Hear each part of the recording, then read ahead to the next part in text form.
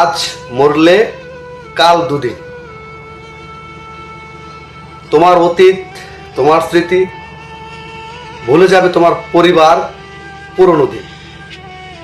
হয়তোবা একদিন, দুদিন, 3 দিন, 1 সপ্তাহ, 1 মাস, 1 বছর তোমার স্মৃতি মনে থাকবে। তারপরে সব আস্তে আস্তে ভুলে যাবে, সব কিছু স্বাভাবিক হয়ে যাবে। আমরা মানুষ, আমরা সৃষ্টির সেরা জীব।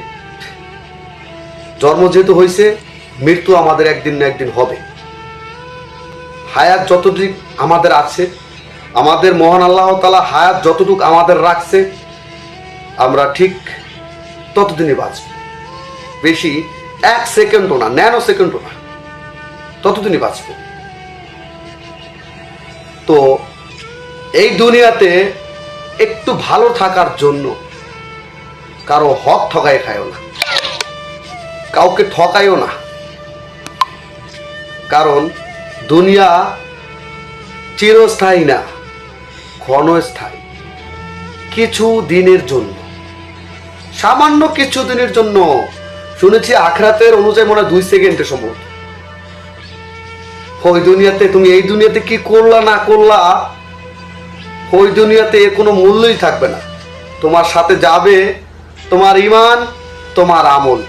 তুমি কি কাজ করছো, তুমি ভালো কাজ করছো না খারাপ কাজ করছো।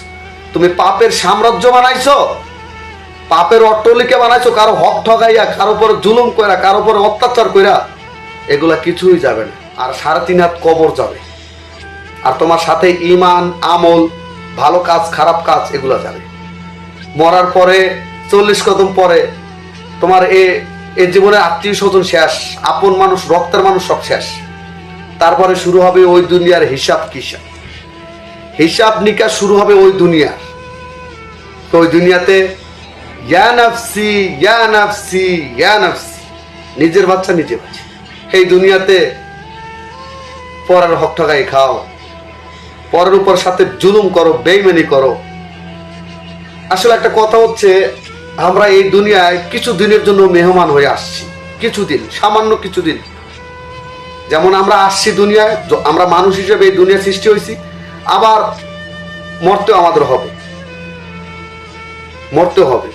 কোনো মানুষ বা কোনো প্রাণী জীবিত থাকবে না, সব মরতে হবে। তবে একটা কথাই বলে রাখি, কারো ক্ষতি করে কেউ কখনো ভালো থাকতে পারে না। যদি আমার ক্ষমতা থাকতো, হয়তোবা